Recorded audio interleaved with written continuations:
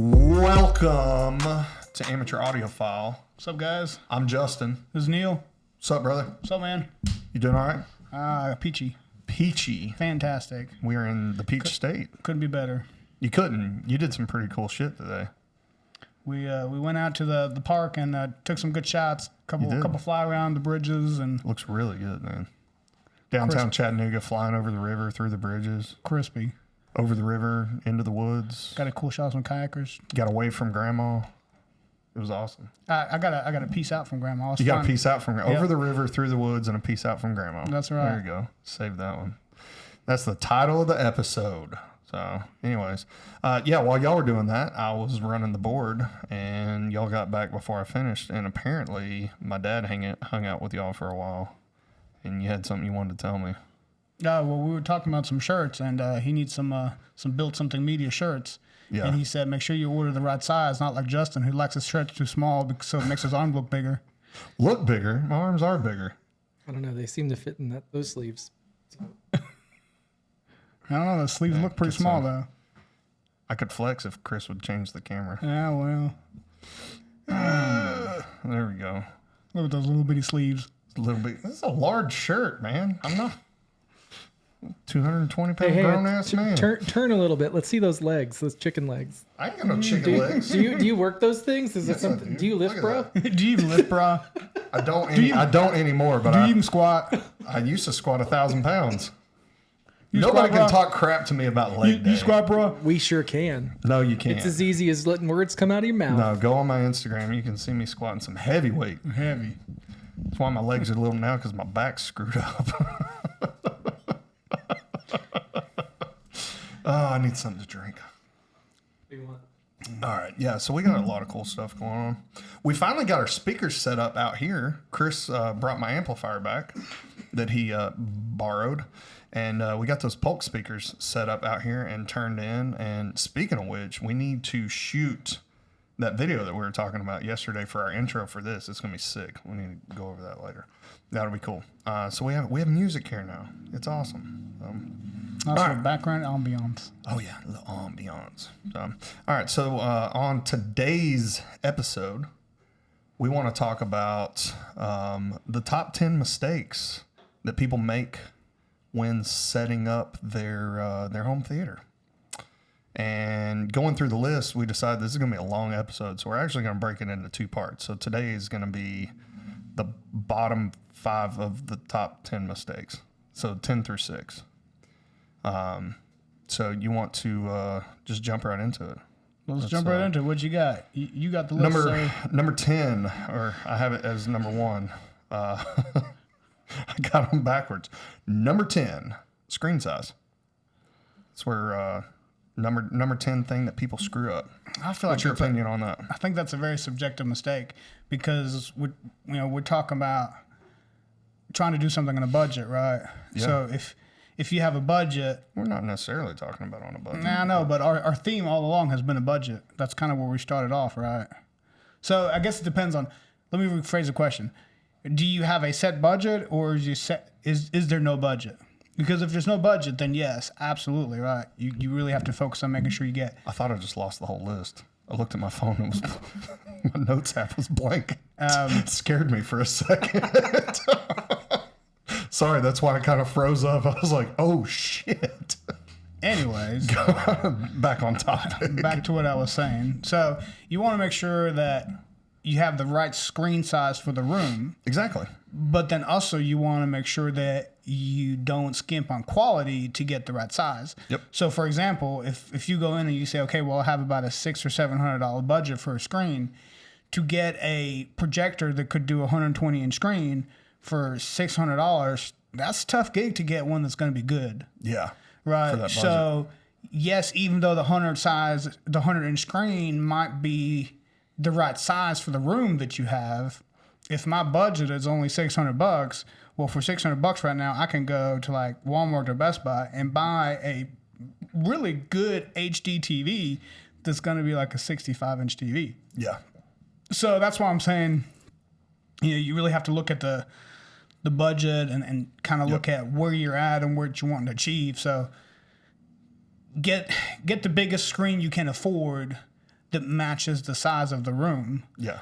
But don't say, well, I just want to go all out and get the biggest screen I can get, so let me buy this $200 projector Yep. and just throw that up on my wall that's not even painted the correct color, or you don't have a special screen there and you just kind of throwing it up there. Your room's not dark enough. You get window bleed in and everything like that. So now you're looking at a bleached screen. Yep. Well, cool, it's huge, but it still looks like doo-doo. Yeah, you got to graph it out. You got to have both graphs and find out where it crosses for you. Like quality, budget, size. You got to graph it all out and figure out what's going to be the best for your budget. You know, obviously, if you don't have a budget, that's Yeah, I mean, if you don't have a budget, so yeah, get yourself a $30,000 projector. Yeah. With an anamorphic lens that then gives you the right, that. Yeah. Because most people don't realize this when we talk about 16:9 aspect ratio. That's not really what most movies are recorded in. They're not. They're recorded in like really weird aspect ratio. It's actually wider. Yeah, it's anamorphic. Yeah. So that's where you got to get that anamorphic lens to be able to even set that up to make it even wider. So then you talking about an even different size screen than what you normally would. Yep. So yeah, that's where a lot of people screw up. And it's like you said, I think it's more than just screen size. They said it's, you're trying to go big, but you can't afford to. So the quality goes down. And obviously on this show, we're not really catering to guys that can afford a $30,000 projector. No, because those guys already know everything and they just want to talk shit in the comments. And so we're trying to help out the guys that don't really know as much. And so, like Neil says, figure out kind of what your budget is and get the biggest screen you can get for your room size. Don't go too big. Get the biggest screen that you can that's still got a really quality picture. And so if you've got a bright room that you can only watch stuff at night because you don't have enough lighting treatment, go with a TV. If you can go with a projector and you've got a light controlled room, go small enough to where you can afford a good projector. 100%, yeah. Yeah. Find that balance. Always find that balance. This hobby's nothing but compromises, right? It's a huge compromise, Especially for normal dudes that have a budget. It's really for me. It's always been grown into it. It's like you just kind of make one upgrade at a time, and do baby steps. Yeah. So I mean, for somebody that's like that, we're trying to help out with these tips and stuff that's never done this before. A good rule of thumb is for every foot that you're sitting away from the screen, 10 inches on the screen size. So if you're sitting 10 foot away from the screen, a 100-inch screen is going to be about as big as you want to go. And that's really still pushing them from where I think. I mean, your that's average about room, right, if your couch, so if your room's 12 foot and your couch is not right up against the wall and your TV or your projector is not right up against the back wall, you're going to be about 8 foot. So like an 80-inch screen is going to be it's going to be more than enough for like a normal sized living room. And you can get a hell of a TV that's an 80-inch now, like on pretty decent, you can get a 4K TV for what, $1,000 now for an 80-inch? For 80-inch, I mean, some of the 80-inch is a little bit more, but I think I've seen like a 75-inch for like right at 1,000, just below 1,000. Yeah, and if you're 8 foot away, 75 inches is perfect. So, I mean, that's what I got at my house is a 75. Yeah. And I mean, it's funny because to me it doesn't look that big, but like when I get guests come over or something like that, they look at my TV and they're like, God dang, that thing's fucking huge. I'm like, no, it's fine. Nobody's ever said that to you. I'm going to say it about my TV. Size matters. Yeah. Oh man. All right. That's enough about size. All right. Number 9, only one sub or misplacing your subs. Which I know we've kind of talked about this on one of the previous episodes. Highly debated topic. It is a very debating topic, and it's actually it's there's a company called SVS. They just come out with some new speakers, which I'd love to check out. It's the new the Ultra Prime Evolution, I think is what they call them. So they actually have 4 bass drivers and a tower speaker.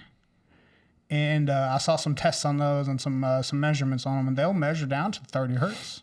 Dang. For a tower? For a tower speaker, which is absolutely crazy. So the question here is, or where I'm leading with this is, you can afford to buy the most baller speaker and not have subs, or you can try to get multiple subs and not the most baller speakers. Depends on what you want it for. You want to feel it? You're not going to feel it even if they're built into the tower speakers. I think you're going to feel those. I'd love to see them, but yeah, but how much are those speakers? I think a pair is like 4,000 or something like that. Come on.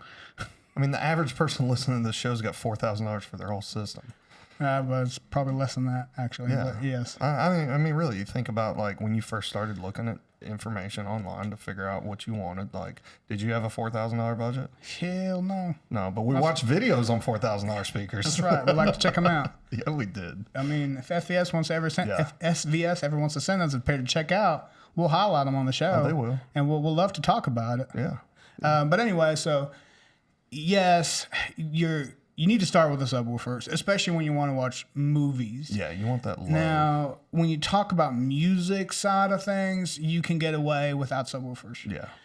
Especially when you talk about like that true like stereo music listening and stuff like that. Dude, you should have seen Chris yesterday. We had we hooked the Polk towers up out here, and he turned on some music, and he had the crossover completely turn. It was set at like 90 hertz or something, and it was just all vocal. And I looked back there and I was like, oh, and Chris was like, yeah, that sounds pretty good. And I'm like, turn that thing down, and boom, and like it started hitting. He was like, whoa, like dude, that sounds so good.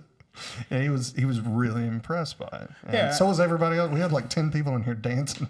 So that's what I'm saying. Like, yesterday. we're talking about music listening. Yeah. You wouldn't we have had to. it But cranked. we're talking about home theater. And so for the home theater, you definitely want that. multiple subwoofers if you can. Now, if you don't have multiple subwoofers in your budget, you can start with one subwoofer, and primarily I would probably corner load it because the corner will give you the most room gain. Yeah, especially if it's not a huge sub or a really powerful sub. You know, if just got like a middle of the road, like 12-inch self-powered sub, that's typically not going to be like super powerful. And so take advantage of that corner if you've only got one of them. Yeah. Yeah, 100%. I mean, obviously start with the bass crawl like we've talked about before and figure out the optimal placement for that one sub. Which will only give you one seat though. Yeah, you know, you can kind of gauge it in between, sit between the two seats. Right. But So but you're also on a budget. How many people are you going to be hosting? I mean, I guess you got family. 3. Yeah. I mean, How many kids you got? 3. So you got 3 kids, and you and the lady. That's dude, 5. I cannot tell you the last time that we all 5 sat down to watch a movie though. It's usually us and one kid at a time at the most. I got and then the teenager's over in the corner on her phone. She doesn't care what's going on screen. She's like, "Can y'all turn that down?" No, too I'm just loud. kidding. It's a little too loud. So start with one. Basically, my suggestion. Obviously, and it's again when we talk about mistakes, is it necessarily a mistake or is it something that you grow into? Well, that's a common mistake, and that's kind of what we're talking about. Is a common mistake is, especially for a newer person into the hobby, is they'll take one sub and they'll just put it up in the front between their receiver and their left or right tower speaker. Well, yeah, because when you see look in at the pictures, when you see the picture of the thing, that's how they show and it. they think that's what it's supposed to be. So that's a very common mistake that we see is like, hey, I'm not getting a lot of bass and I've got the sub up here in the front. Why is it not filling the room? Because like people that don't understand how bass works in a room, they're thinking it doesn't matter. It's just a speaker. It's just putting out noise. Like that wouldn't make sense to someone who's not looked into this stuff. Right, and then you go to the next door room and the bass sounds better in the room next to it. Exactly. And so they don't understand. So they think you just put the sub wherever and it's going to fill the room full of bass.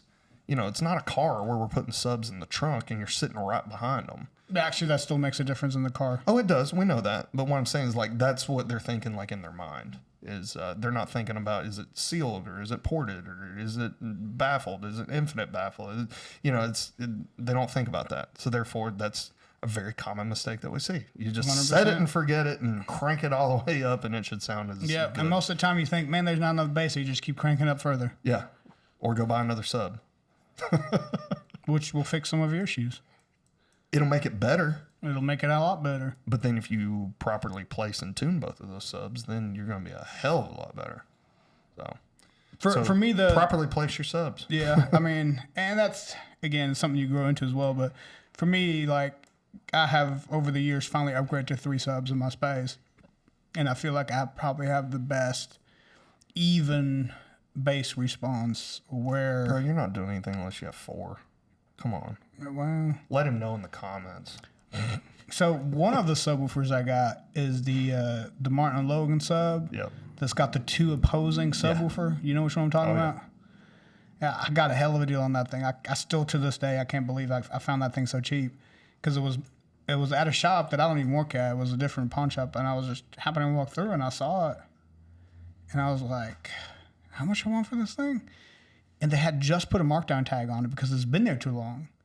And so they had that Martin Logan subwoofer that is normally a $4,000 subwoofer. They had it marked down to $300 at a pawn shop. You should give that to me because it matches the rest of mine. So I'll sell it to you for $4,000. this guy. I mean, I can't blame you for that. I don't expect you to sell it to me for what you paid for it. That thing is so heavy. It's crazy how heavy it is. It weighs like over 100 pounds, every bit of it. It's stupid heavy. Because it's two drivers. It's two drivers, and they're kind of like catty-cornered in the cabinet Yeah. to each other, and so they're opposing. And the whole idea is by having the opposing subs is you're taking the vibrations out of the cabinet, because you have the opposing forces pulling against each other, which gives less vibrations to the actual base cabinet itself, which gives a more natural response. And man, that thing bumps. Yeah, I bet. Yeah, I don't have it turned up. I mean, very far. Martin Logan doesn't make crap. I don't have it turned up very far. They That don't make that sounded sub. really ignorant, didn't it? Martin Logan does not make anything that sounds like crap. There you go. So I'm sure I'm going to get flamed for that. Somebody's going to snip that down and send it. I'm sure Chris will. So after what I did to him from yesterday's podcast. Oh man, I can't wait for that edit to come out. So anyway, I think you can talk for hours about subwoofers, but you know the basic is like try to find the best spot, start with one, and then try to evolve. Also, try to keep your subwoofers in the same size. That's one thing. Make them match as much as you can. The biggest thing I think that I've seen is the one you want to be careful with is ported subwoofers versus sealed subwoofers, because they do have a very different response. Yeah. And to try to match those into a room is very difficult. So I would at least try to make sure that you stay with either ported or sealed. Yeah, and keep them the same. Kind of choose there. Yeah. Speaking of which, we have an idea of something we want to do in the future is stress testing some of these speakers. We want to take people's favorite speakers and see what they'll handle. Blow them up? Yes. Yes. Let us know what your favorite speaker is in the comments, and we're going to see what it'll actually take. Let's. If we can get our hands on it. Oh, I'll get my hands on it. Cool. You let me know. I'll find them somewhere. Obviously, we're not going to buy a new one, but anything, we'll make a list, and then as we find them used, we're going to test them and see how many watts they'll actually take compared to what it says it'll take. And we're gonna rate who's got the baddest ass speakers. If it's rated at 200 watts and it actually takes 250, and we can play it for a couple hours and it doesn't blow up, that's a winner. Some JTRs right there. Let's blow some shit up. We should start with the cheapest speakers. Yeah, we're gonna graduate ourselves up and see. I want to test some Dayton Audio speakers and see how much more they'll actually handle than what they're rated at, because I think they're pretty underrated based on some of their wattage ratings. I'm gonna put my money on that one. That percentage wise, Dayton Audio will hold up better than some of these higher end brands. You think so? I do. I guess it depends on which one in that lineup too, because they do have a pretty extensive lineup now. Actually, they've really grown, so they've got some pretty high end stuff in their lineup. I just recently saw a new speaker that they released. When you look at the specs on it, it's supposed to be pretty baller. So yeah, we're gonna have to check those out because I love Dayton Audio. I guess time will tell. Time will tell. All right, so on to the next one. Number 8 is color in your room. Color on the walls and light control is a big mistake. People don't think about, even if they cover up their windows during the day, they've got white paint all over the walls, especially if you've got a 120 inch projection screen. That color is going to bounce off the walls, and it's going to stress your eyes out. I know, but the hard part with that is too sometimes is you can't forget about the wife. Yeah. because they don't want to let you just paint. Like, we talk about, like, if you don't have a designated space. If my home theater's in the living room, you kind of want to keep the living room in a certain paint scheme, so I can't necessarily paint the whole living room like a nice dark gray or almost black, which is ideal. It's definitely ideal. Like a velvet black, flat. Funny story, speaking of which. You can do a dark gray. It doesn't have to be like a flat black. It can be a dark gray. Yeah, but you don't want to use semi-gloss. No, I mean... Or even satin. You want to go flat if you can. So, funny story. We're building a home theater. We went in, we trimmed everything out, and we painted the walls and the trim and the ceilings flat black. So, the neighbor, who was like a remodeling contractor, also wanted to come in and see the work over the weekend while we were gone. And he comes in, and he starts just bad-mouthing the crap out of me about what paint we used. And he's telling the homeowner, he's like, you never use flat paint on trim. You sure as heck don't, or he's like, you don't use flat paint on the walls. The ceilings is fine, but you sure don't do it on the trim. And I'm like, dude, this is a dedicated 6-figure home theater. What are you talking about? Like, nobody cares what the walls look like. They're supposed to be light absorbing, not light reflecting. And got to have a conversation about that. It was a funny story. He ended up apologizing. That's good. Well, He was trying to dog out our work, man. I'm like, dude, I've been painting houses for 20 years. at least he apologized. Yeah. Well, he didn't apologize directly to me, but he apologized to the homeowner to let him know to let me know. It's just straight rude anyways. Yeah, I mean, dogging out another contract, that's a whole different story, but I thought that was a funny story because we went in there and we did it the exact right way. I mean, we did charcoal gray on the carpet, black theater seats, and then flat, like dark black. I forgot the name of the color. It's like a velvet black on all the trim, the walls, the ceiling, everything. Which is more important when you talk about a projector. A projector, 100%. Yeah. When you talk about some of your newer TVs now, they're so bright, you can get away with not having everything ideal with the lighting situation. Yeah. The biggest thing is, blacking out your windows, especially with the reflection on TVs, even though they're so bright.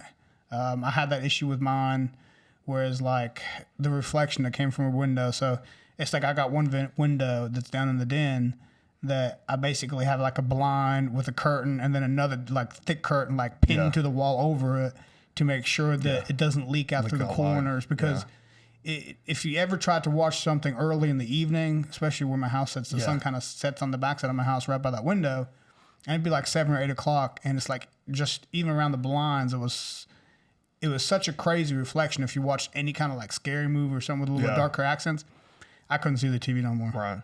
Oh, dude, there's nothing worse than like when your TV is on this wall and then on the side wall there's a window and the sun is like coming and it's getting just inside the curtain and it's dropping a whole line of light right across the TV. Yep. And there's nothing because you can't do anything about it. Black that window out. Put a wooden board in that window. And so you take your blinds, wooden board, and then a curtain over it. Yeah, I mean, I've gone as far as to put tacks in the curtain down the wall. That's exactly what I did. It's like a really thick curtain. I got the blinds first. Then there was like a thin curtain inside of it, and then I took a thick, like like one of those like light absorbing ones or whatever, and I pinned it to the wall. Yeah, I think I actually stapled it. I took one of those staple guns and like all the way around, and I stapled that thing. That window is closed off. That window has not been opened in years now. There you go. I mean, I don't know who opens their windows anyways. Those people are weird. I never open my windows. On a nice spring day, you don't like to open your windows? No, man. We live in the South, dude. You know how humid it is here? I don't want that humidity in my house. It's nice to open your window sometimes. Let some fresh air in. I'll just go outside if I want some fresh air. Well, sometimes I like some fresh air inside the house, though. Yeah, but the air inside the house is conditioned. It's cleaner than the outside air. I mean, we live in Chattanooga. It's not the same. Smoggy around here. It's not the same. Man, no, the air outside is dirty. So, anyways, so that was number 8. Color on your walls and light control in the room. That's a big mistake. Obviously, a lot of times you're in your living room, so you can only do so much. Like you said, wife approval factor. It's important, man. Happy wife, happy life, right? Hey, I mean, if that's how you want to live. I'm just kidding. That was a joke. Number 7, Room treatments and acoustics. I think that's more advanced, actually, in my opinion. I don't think that's necessarily a mistake. I think that's something that you also have to more grow into and learn.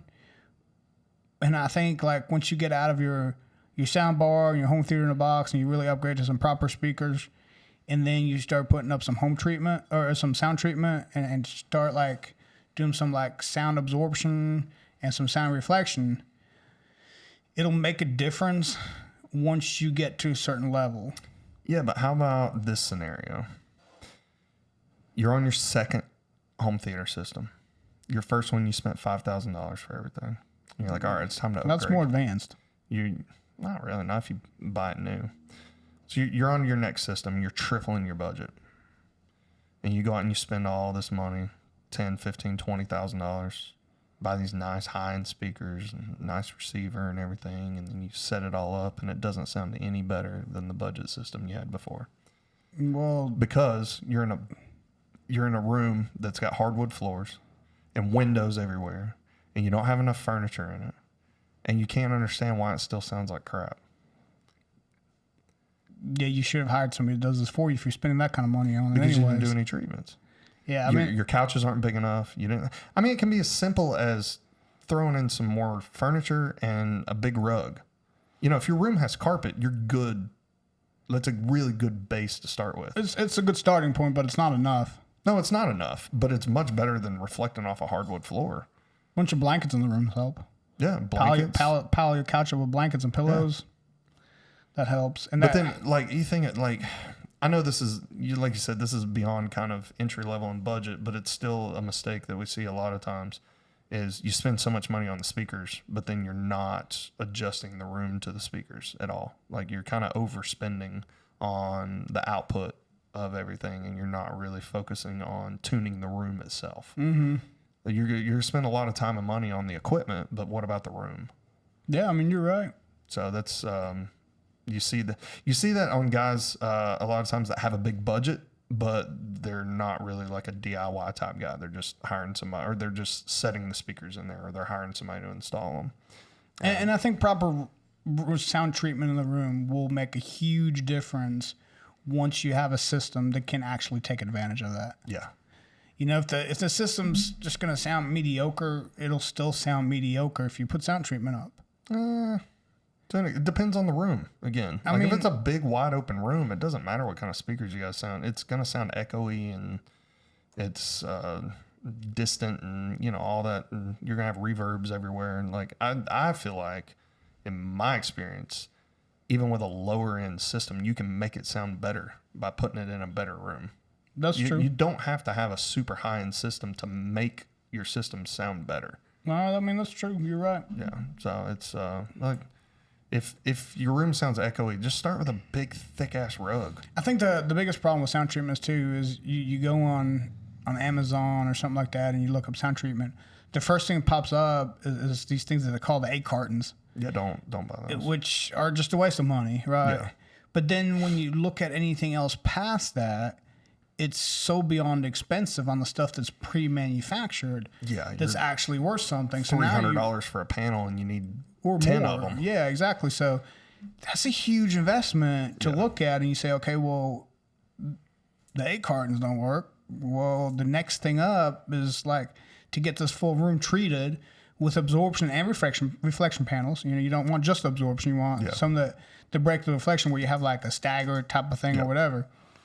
So yeah, I like combo panels. You're like $2,000. Yeah. To get a whole room treated. I feel like though, like if you or like, more, just a starting point. If you do an absorption panel at your main first reflection points off of your left and right, like just one on each wall, and then a big thick rug, just that alone will make a huge difference. Like 2 panels and a big thick rug, you will notice a huge difference. Yeah. Just off your first reflection point. Because you're just slowing everything down before it starts reverberating around.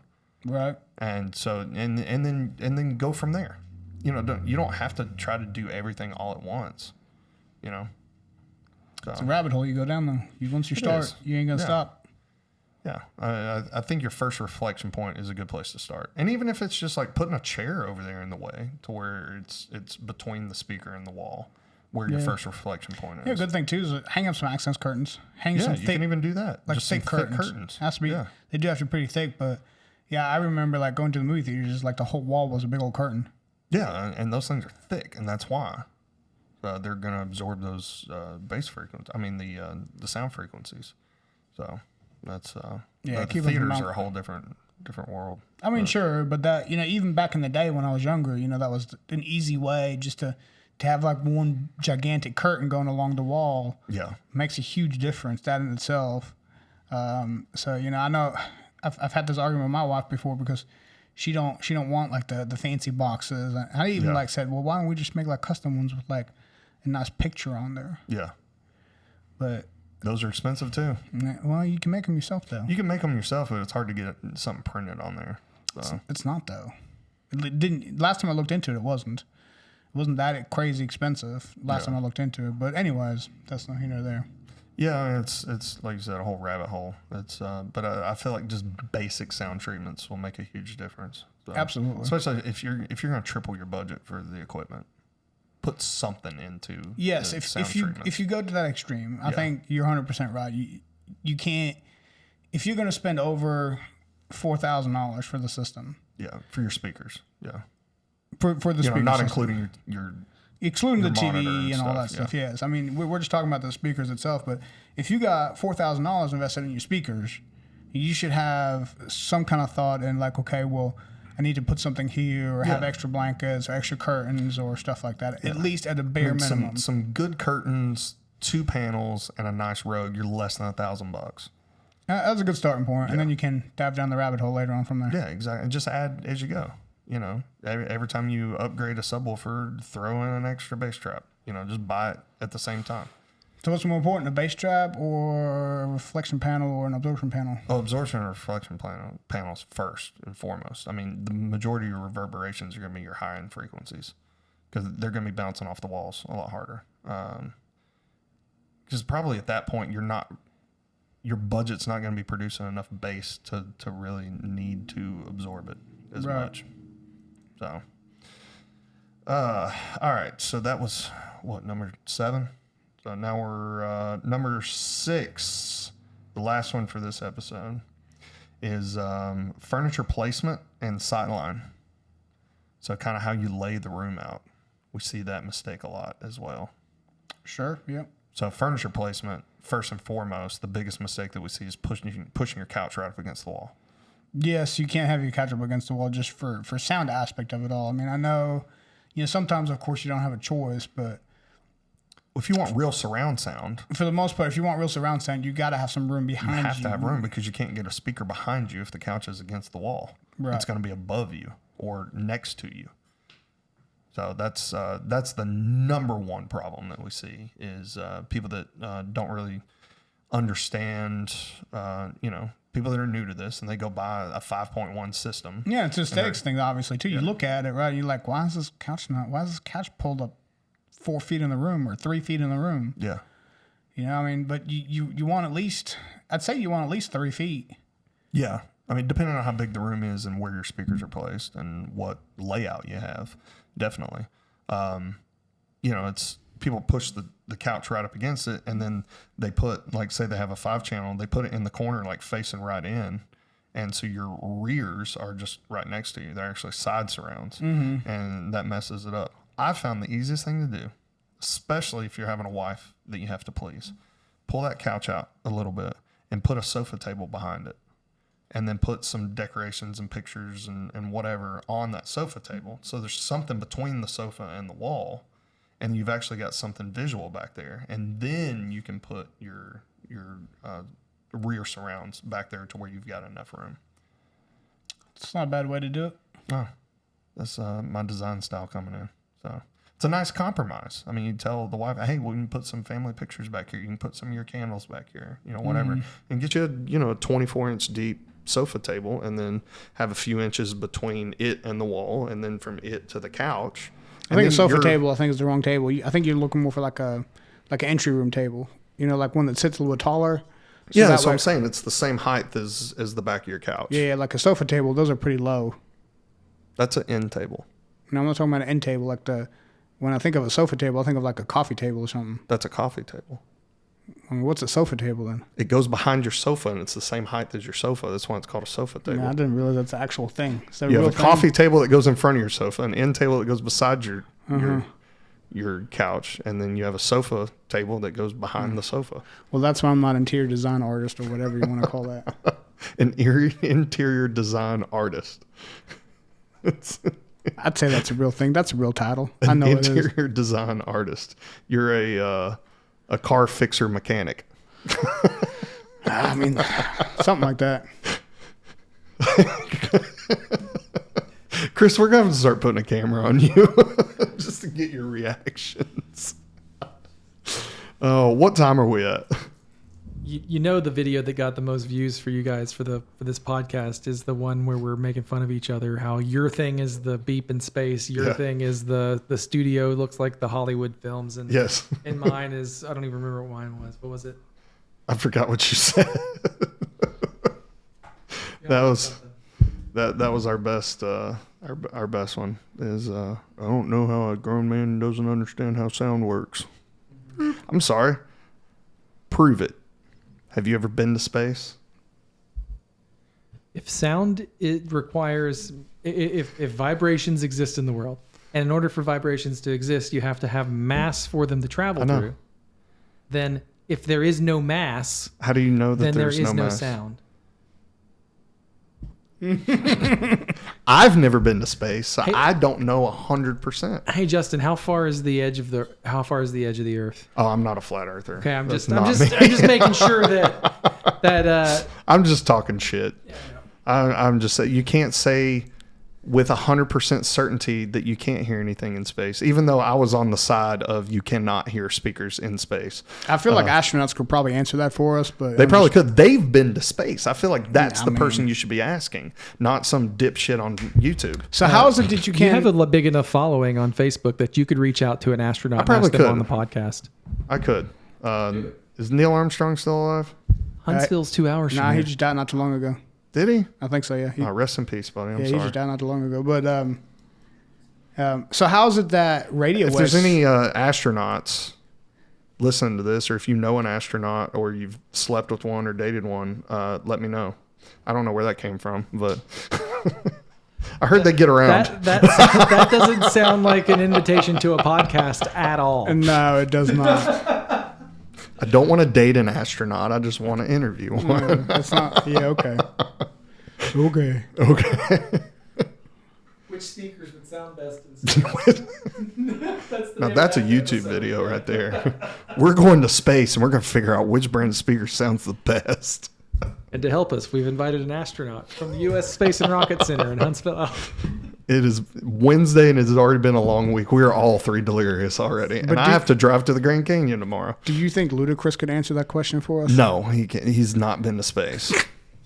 That is a ludicrous question. That's not what I saw. Ludacris is only a couple hours away too. He's in Atlanta.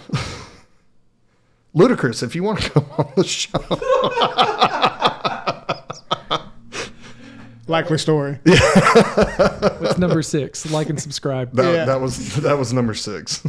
Furniture placement. All right, we got to talk about Sightline. All right, Well, furniture placement was 6. Furniture placement and Sightline of Okay, furniture gotcha. placement. So last thing before we wrap up, before Chris throws a microphone at me, Sightline. If you're running 2 rows of seating, I've seen a lot of people just line them up to where your heads are going to be front to back instead of offsetting them. So if you've got 4 in the back row, you should probably have 3 in the front row and offset everything. Pretty simple. Hate that. You go to the movie theaters, fucking tall guy sits right in front of you. You can't see shit. I know. I don't understand bob and head. why they don't stagger the seats in the movie theater. Some that I've been to do, but the cheaper ones typically don't. So. Yeah, they still bobble back and forth though. Fucking bobbleheads. Which movie theater have you been going to where there's enough people in there for anybody to be even sitting remotely close to you? That was Is that the a timing. fucking satellite?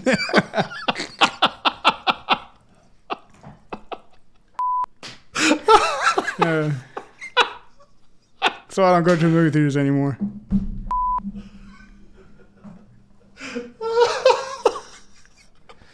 I just heard a satellite. Yeah, you heard something. Oh I think man. it's getting fainter. Okay. Anyway, That usually doesn't get picked up on the recording. That's the bad part. Yeah, that's fun. so Oh. what about a sectional? A sectional? What about it? Is that okay? I love sectionals. I don't really care about the person sitting over there. That's right.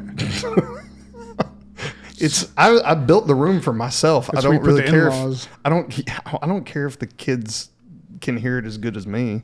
I mean, to your everyday average person, they're like, "Oh, it's loud. It sounds good." If it's loud, it sounds good. They like it. So for me, I'm just like, glad you came. Partially true. Yeah. No, sectionals are good just because they're comfortable. Because I like to lay out with my feet out, pointing towards the TV there. Like I'm in a recliner, but I don't really like recliners because you can't cuddle in a recliner. So, Says who? huh? Says who? How big is your recliner? Because you and I are big boys. I'm not fitting in a recliner with anybody but one of my little kids. They make 2-seater recliners. Yeah, but those are... AKA love seats. It's a reclining love seat. Yeah, but then the problem is they've got the handle release. The last one I had the handle release in the middle, and it ends up in the, in your butt cheek. Well, I got a sectional on the two main seats. That and was the issue I had. Was that damn handle was right in my ass cheek. Well, so now you get an electric one, and that you won't have that issue anymore. Oh, I'm Mr. Bougie. An electric reclining love seat. Well, we splurged this time. We bought a new couch. Does it have LED lights and everything? It does not. No. Oh. We did look at the ones that had the LED lights underneath it, though. He's back to being a poor. As the kids say. Actually, the one that had kids. the LEDs in it, Actually? they had like the cup holders, and the cup holders had LEDs in them and stuff Yeah. like that. It was actually a little bit less, but it wasn't leather, so we ended up going with the one that was leather. Went with the real leather, not the pleather. No, it's just like half leather, half pleather. Yeah. Which Those don't hold up very well. it doesn't. No, There's those things already peel. So it's like in some of the corners and the edges, it's Yeah. already like starting to peel. So luckily we got the 5-year warranty, so we'll be dipping on that soon. So mistake 6B is buying shitty pleather couches. That thing was freaking expensive. I know. Now a real Everything's one, doubled, man. I can't afford the real shit. I know. It's Pleather's the only thing that was in my budget, and that was stretching it. don't stretch the pleather, it might Well, rip. well, I think that may be what's causing the thing around the edges. Yeah, stop stretching the pleather. well. When I sit down in it stretches. We need to take a snack break. All right, that's our time for this episode. We're going to come back with part 2 and go 5 through 1 and figure out the most common mistakes that people make in their home theaters. Sounds good. Awesome. Thank you for joining us. Peace out. I'm Justin. I'm Neil. Later.